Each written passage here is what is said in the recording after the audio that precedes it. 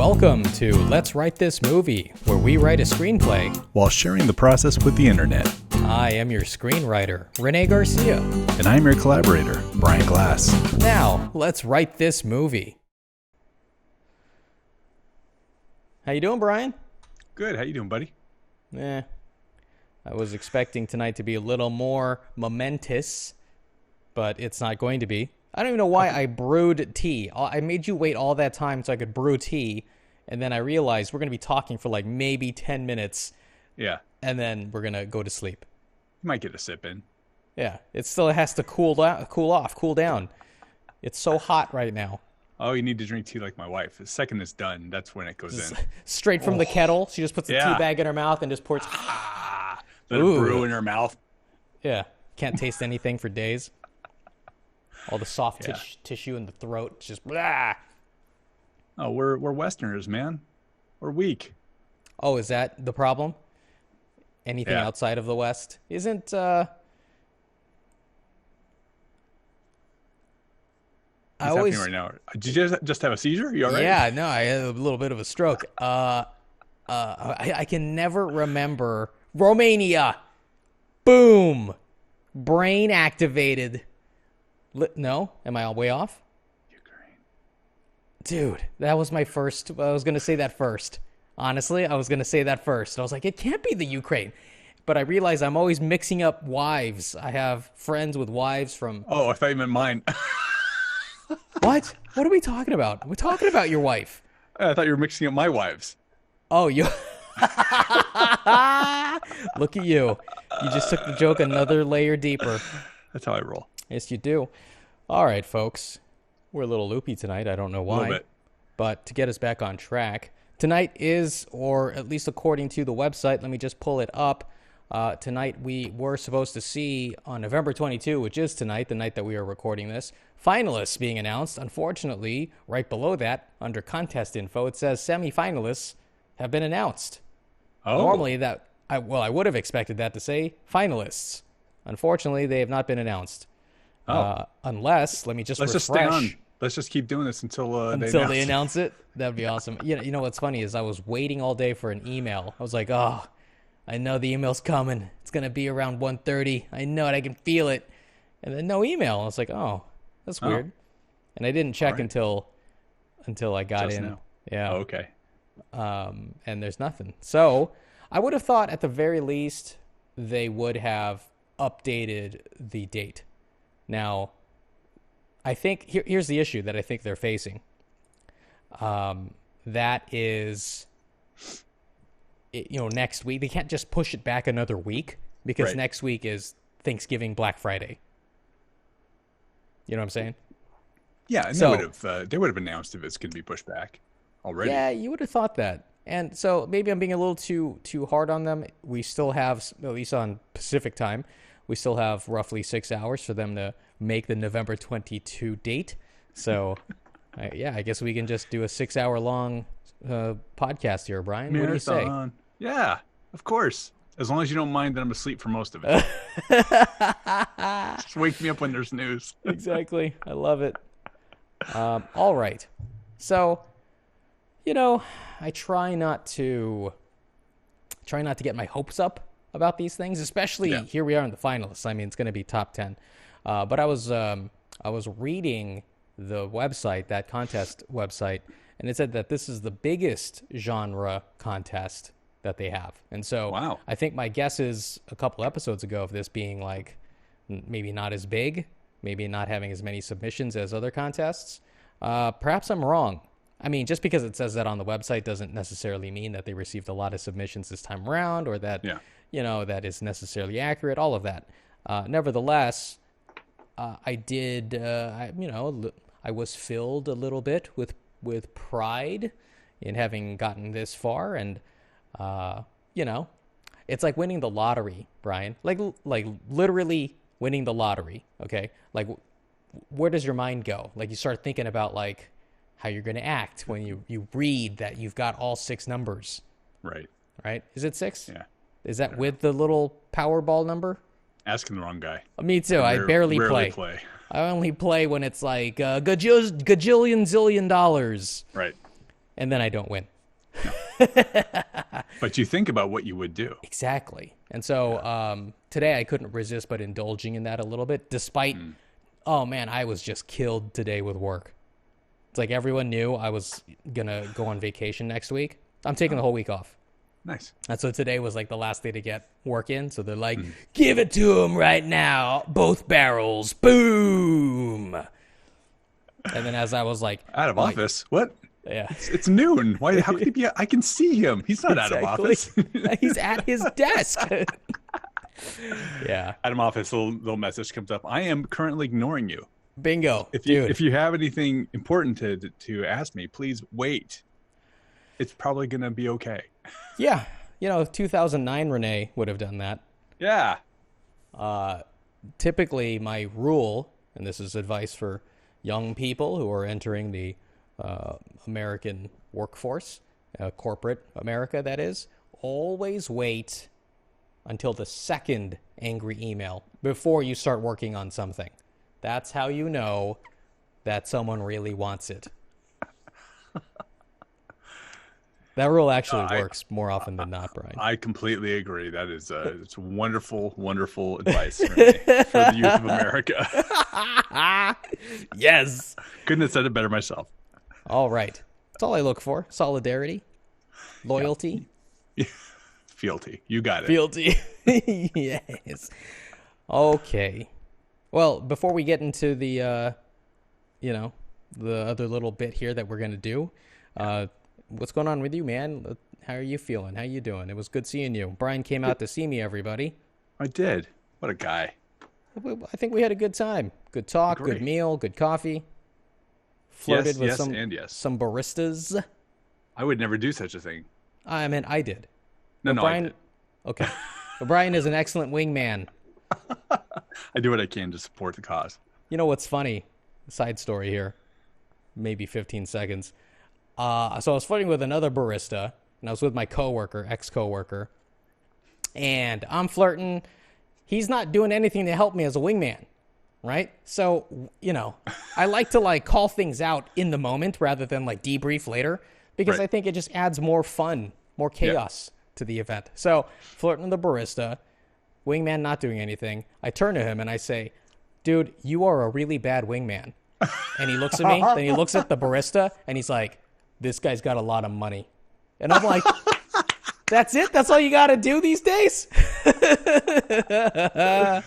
When are you guys going out?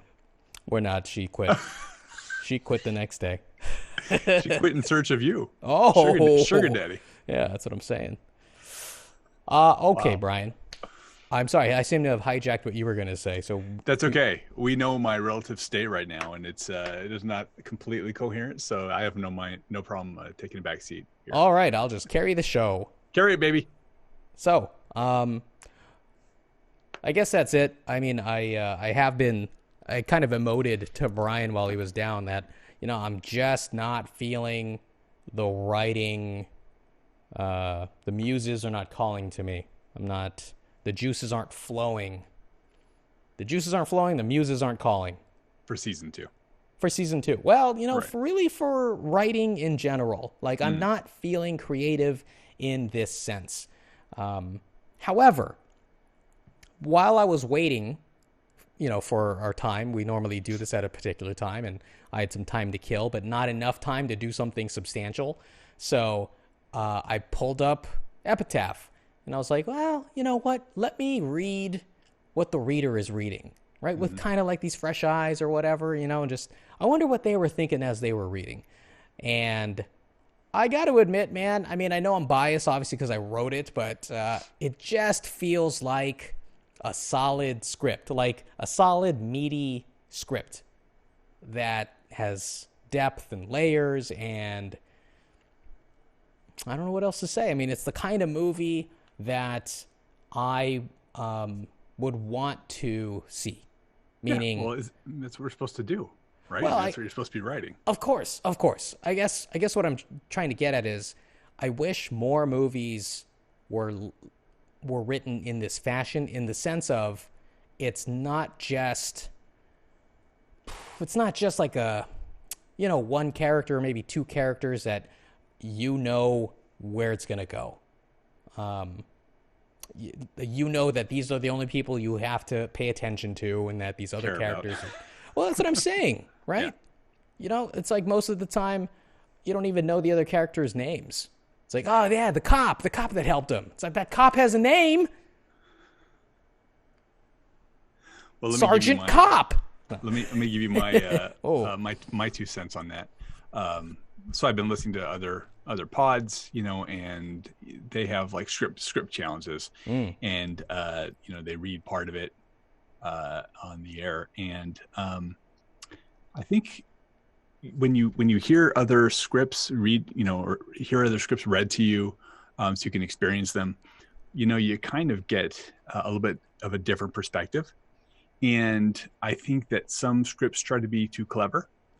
And to me, it's a sign that you are not confident what you're writing. So you're trying to make it more interesting to the reader, even though that will never come across on the screen as written. Yeah. There's just things that don't really matter.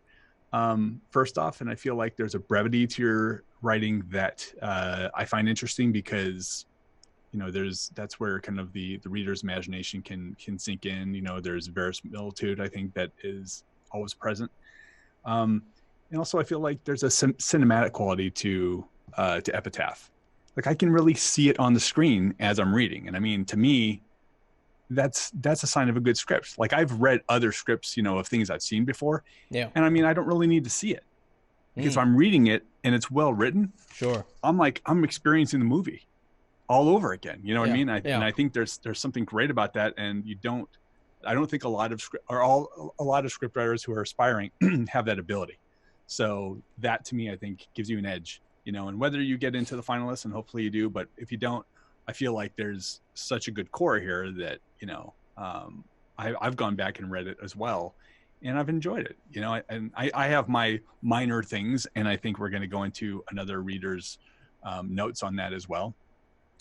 But I think, you know, they're minor, you know, in reality. Yeah. So maybe, you know, to your other point with regards to season 2, maybe you're not seeing the movie, you're not envisioning the movie you want to see yet. And maybe that's why the muses aren't there, because you haven't said, well, I'd go see this movie, I got to write it now. You know what I mean?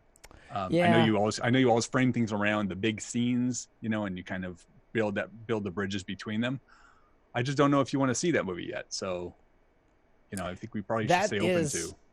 I think you've hit the nail on the head, to be honest, because even the big scenes that I have in my mind, they're not that big. Like, it's not like, oh, that was so awesome in my mind, right?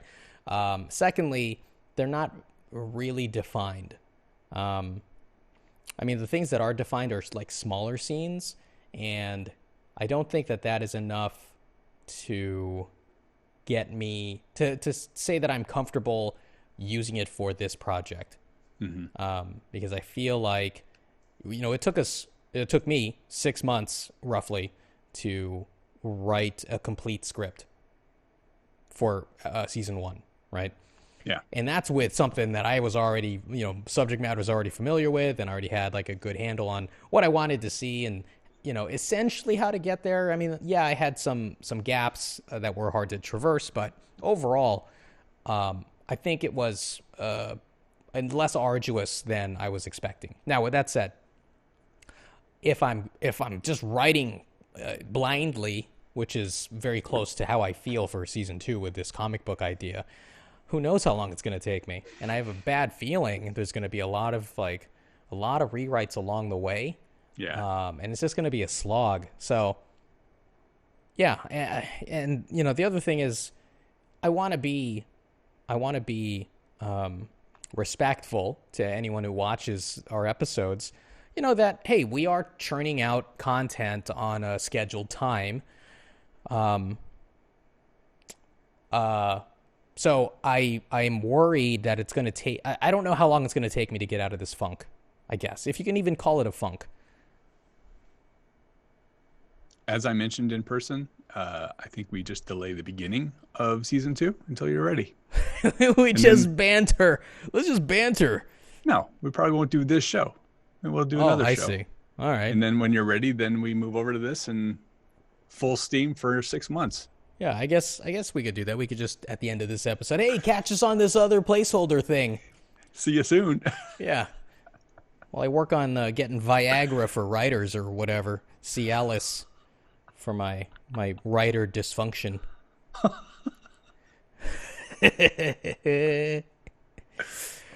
Okay. All right. So let's get to the last half of this episode. All right. As with, I don't know if every screenwriting competition offers this, but Stage 32, which is where the New Blood screenwriting competition was being or is held by, they offer coverage. You know, you pay a little more, you get coverage. So I did that for my action movie, and to be honest, first of all, let me just say my action movie was a finalist in a different Stage 32 screenwriting competition. So yay me. I'm very proud of that. Hopefully I'll be able to replicate that. What's that? I said hopefully the trend continues. Yeah, exactly. Well, yeah, right. Yeah, okay. Already started a trend. Yes. And, you know, last time I think I had like more substantial notes. So I was... Definitely did. Yeah, I was a little dismayed that I got such, we'll say, peaked feedback. But maybe this is the new thing. I'm not sure. In any event... could be interpreted both ways, though. What does that mean? You know, it could be... There's really not a lot to say about this. You know, there are a few things here and there. And, you know, that's it. That's all there is to it. So when I saw the size of the feedback, I was very surprised. Well, so that's the thing, right? If you're paying a certain amount of money, you should expect a certain amount of feedback, whether or not it's positive feedback, negative or critical feedback, something. You know, it's. I guess I would liken it to going to a restaurant and you're paying for a certain amount of food, whether or not, you know, you're at a certain level of hunger, right? That's not for the chef to say, you don't look that hungry, so I'm going to give you a, you know, small, like a third of the amount of what I would normally give somebody. I know it's off the dome, Brian. Okay, all right. I just made this up. I'm spitballing, but does this make sense? Yes, absolutely. It's don't comparable. Judge me. Don't prejudge me. I paid the same amount as this guy did. That's this what I'm big saying. Guy did. Yeah. Give me my food. Yeah. Maybe I'll take it to go. Yeah. So in any event, let's get to the feedback. Oops, that's not it. Do you want to like swap paragraphs or something? Do I want to swap? Oh, sure. Well, how about this? We'll swap areas. So I'll start off with talking about the reader. How's that, Brian? Sure. Let me just make sure we're looking good. We're looking 'cause good, everybody. I didn't print that part. Oh, that's good. That's good. Excellent. Okay. So this is what coverage looks like. Okay. So this is information about my reader. You never know who your reader is by name, but it was nice. I don't remember getting this last time I paid for coverage.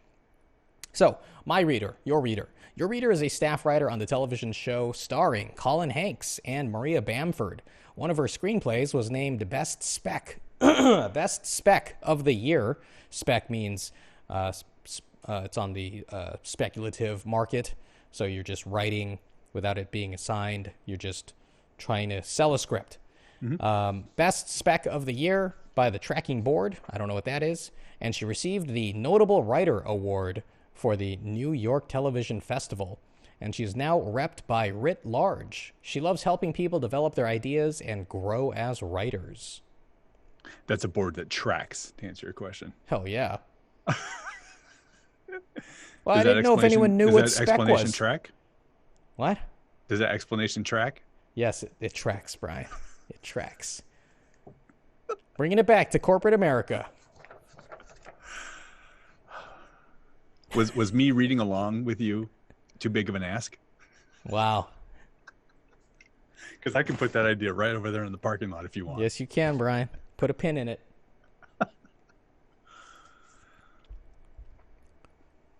Is it my turn to read? Comment summary, Brian.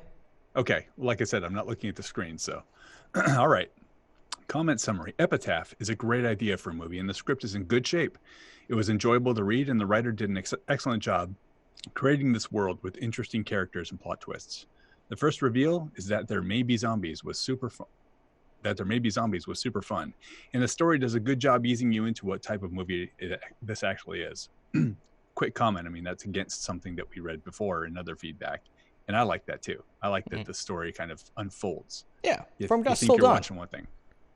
Yeah. Okay. Yeah. Oh, yeah. Well, I didn't say sharp turn into a movie I don't care about anymore. From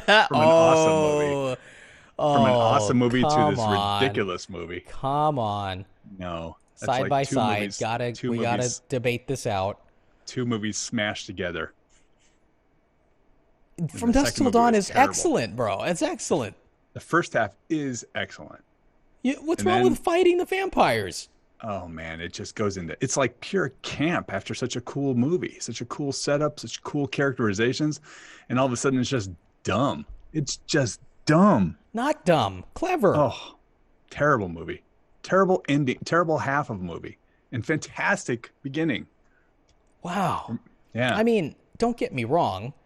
I don't think the vampire thing is as good as the heist robber running from the law section. Mm-hmm. But I think it's not bad.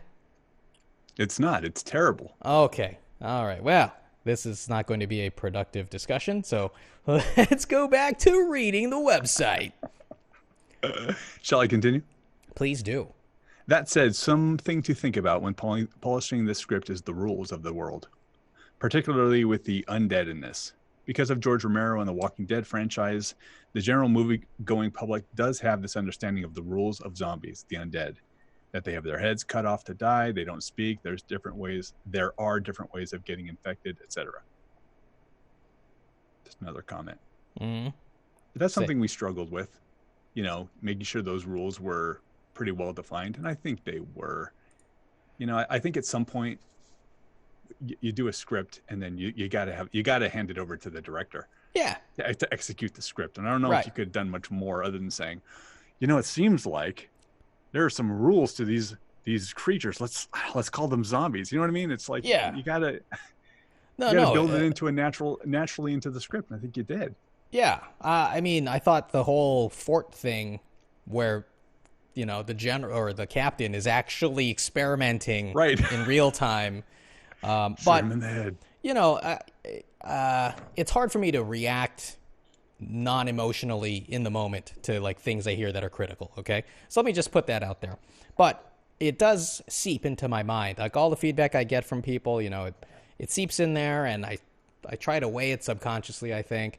And so I can also understand that, you know, as we'll say a one-time reader of a script, who knows what else is going on around you while you're reading, right? And it's especially with a movie like this where it's twisty, or at least it has a big kind of twist, a switch in it. Mm-hmm. Suddenly, you know, you have all of this information and you don't know what information is important. Or we'll say more important than others, right? Mm-hmm. And so it can become exhausting to have to just have 120 pages of information in your brain the whole time, right? Every page, it's adding like this new information. And so I can understand if someone who's reading this doesn't quite get what the captain is doing, and that is essentially an explanation of the rules, right? Especially when you have, as this writer pointed out, you already have these preconceptions of what to expect from this kind of monster movie. Mm-hmm. So I'm not going to be too hard on her. But to your point, I don't know that I could do more and still keep the quality of the art that I was aiming for. Yeah, and just to kind of riff on something you said there, with regards to the 120 pages of information that they have to digest, I don't necessarily agree with that, because I think that you're only world building to a certain extent, and after that, these characters are living in that world. Good point. I didn't find it overwhelming.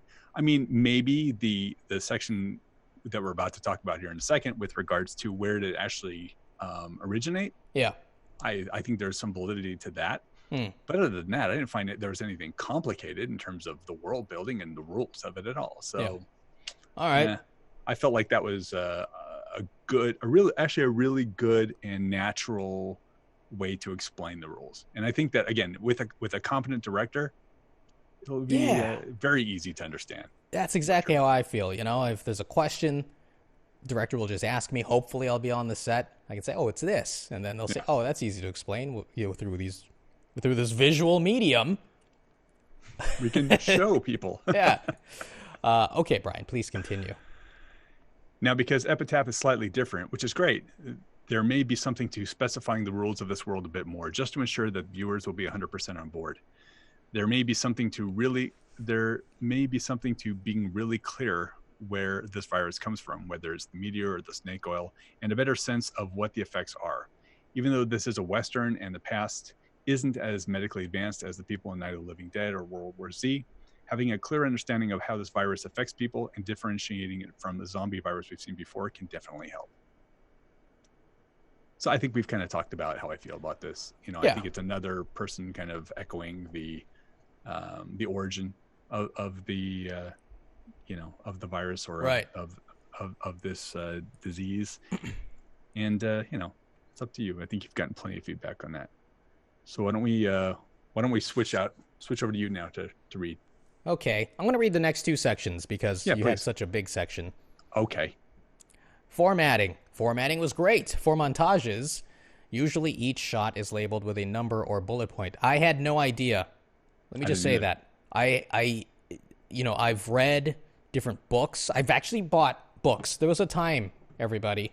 There was a time when books were physical books. And I had this giant, I forgot what it was called, man. It's like Screenwriter's Bible or something like that. And it was like, I thought you were going to say bookcase. I thought you were being a smart ass. No. Where I could put these books on. Yeah. And they would just be there whenever I wanted them. I did have a bookcase and I did put it there. In any event. If the power went off, I could still read. Yes, can you believe it? I didn't have to recharge it.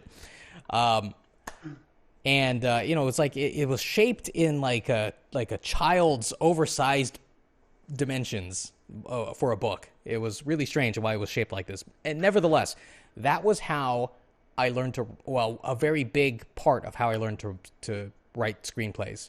And I think it came with Sid Field, like a DVD of Sid Field's instructions on how to write a screenplay. And he was like, all right, by page 5, he's like, you got to make note cards. Okay. And the note cards are going to, so many of them count. These beats will be in the first act. You got to only have 5. And it was very structured. Right. And I'm doing Sid Field a disservice here by summarizing it incorrectly, but it was like that. And I'm going off at a tangent here, but that didn't appeal to me. Like I wanted to kind of push the rules a little bit. Like the first act ends when I need it to end, kind of thing. Mm-hmm. Right? Yeah. In any event, I don't even know why I was talking. I was talking about the Bible. Formatting books. Okay, thank you. Formatting. And I read that. I read these other books. I followed John August when his blog was still a blog and not a podcast place. Yeah. And I was able to ask him questions on hey, I got, 2 characters talking at the same time. What's the best, things like that. And he would respond and it was cool. And I never saw anything there for montages. So, here we are. I'm just putting together, a montage the way I think it's supposed to look. Thank God. Honestly, this feedback, I know I paid $50 for it or whatever. If I can walk away with some kind of hard education from it, some hard knowledge, hey, I think it was well worth the money. There you go. Okay. When the script flashbacks to Long and Bao when they were kids, it may be helpful to cap their character names. Young Long, Young Bao, because theoretically they would be played by different actors. All right, good note. At the end of the day, I do want to look professional. I want to look like I've done this before. So that's excellent. Anything that can dress me up more professionally, the better. I agree. All right, character and dialogue. Let me just make sure we're looking at the thing. No, we were looking at my face the whole time. Jesus. Okay, now you can read along, everybody. Read along. This whole time we've been looking at you? No, well, just that one last time. I forgot to click back. Okay. Overall, Long and Everett are emotionally engaging protagonists and antagonists to one another, of course. One thing to think about is adding a little more specificity to their backstory. For example, Everett espouses throughout the script that he doesn't want to kill Long, he wants justice. However, there could be more insight into why Everett feels this way in particular. Right now, we have that Long caused the death of Everett's wife and son, but we're not really getting a sense of why Everett believes in the law in particular. Everett has one line that his wife wouldn't approve if Everett seeks revenge. But this moment feels kind of glossed over.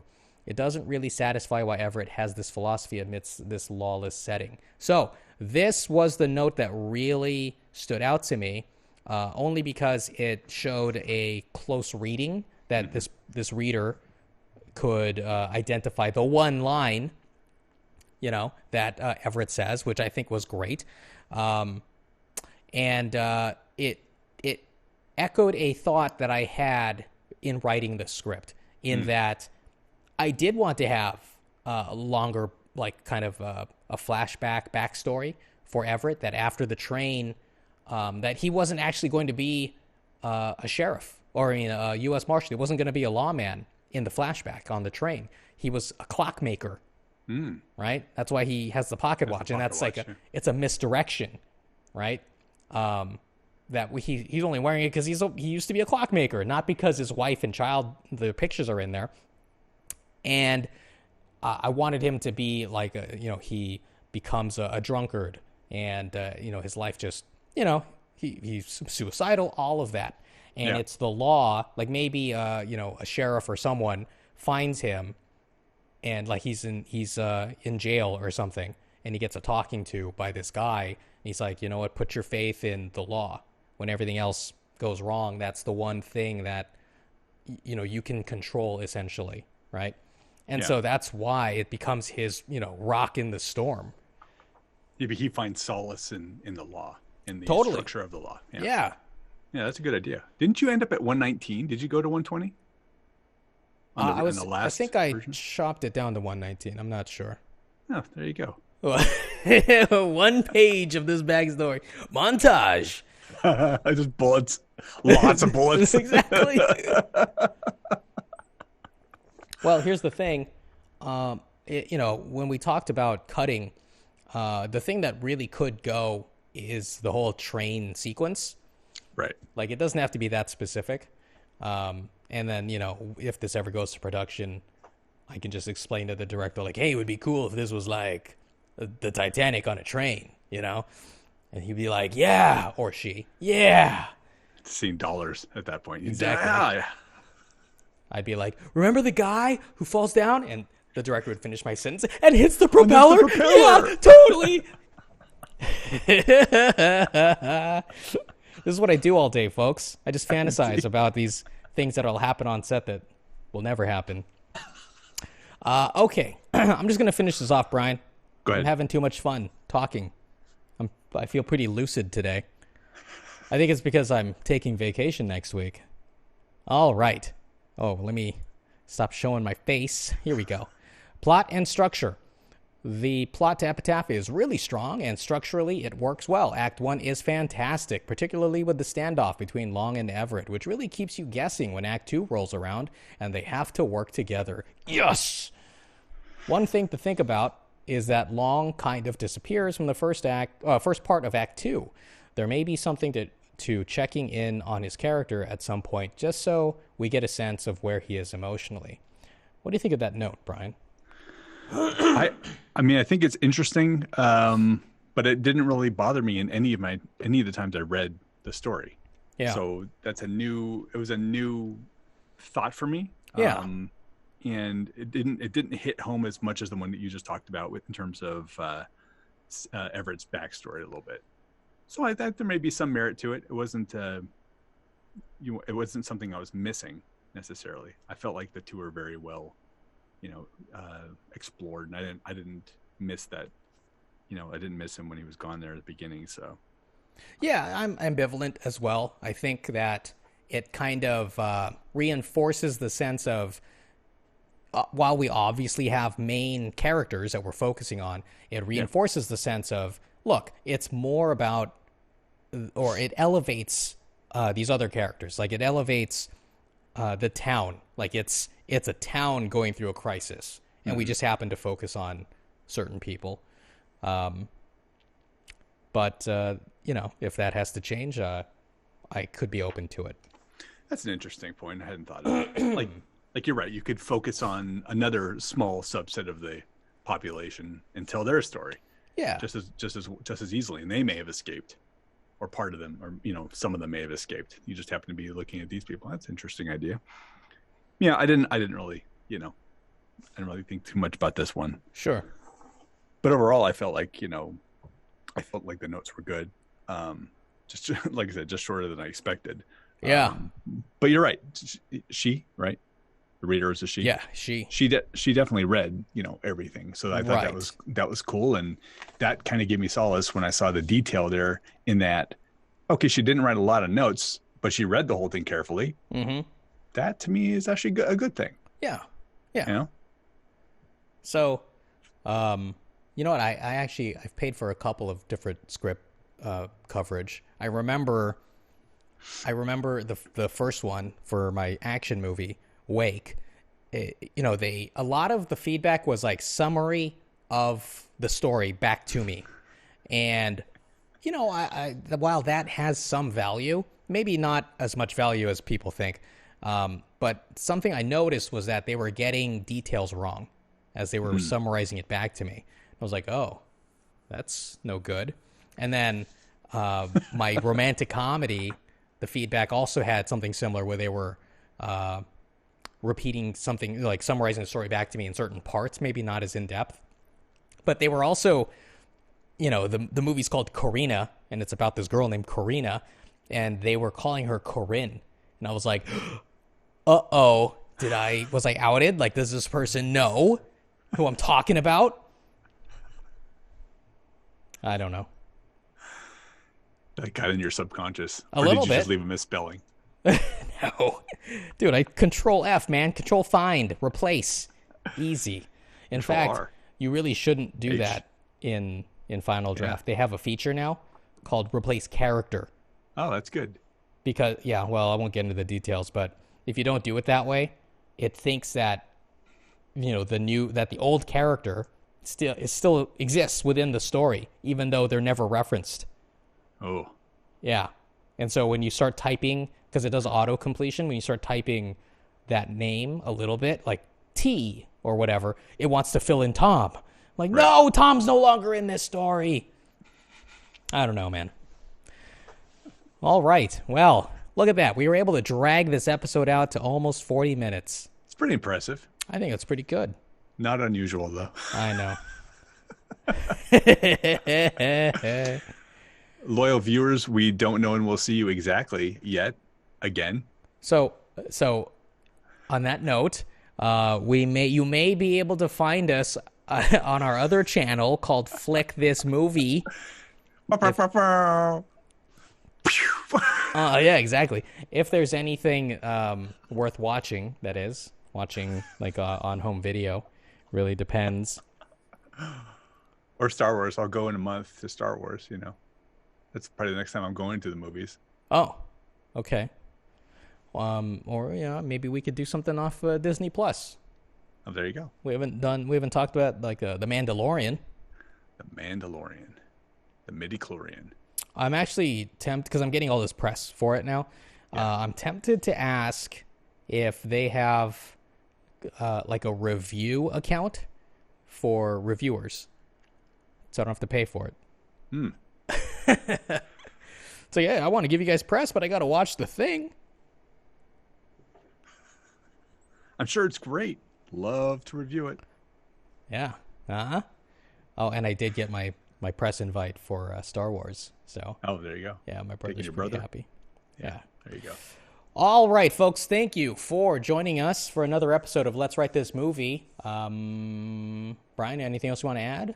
If you enjoyed it, tell someone. Just talk to someone. Yeah. You go to work every day. Talk to someone. Say, I got this interesting YouTube channel. Yeah. That I've been, watching constantly and share it. Share it on your social channels. You have an intranet at work? Put it on the intranet. slip someone a note. The goal is school, whatever it takes, get the word out there. Like and subscribe. Slap the bass. I don't know. Whatever. Bro fist. All right. High five. And any of those things. Do them all. Yeah. All right. We'll see you next time. Okay, good. I did a piece. I know. Yeah, you were less gangster tonight, Brian. Yeah.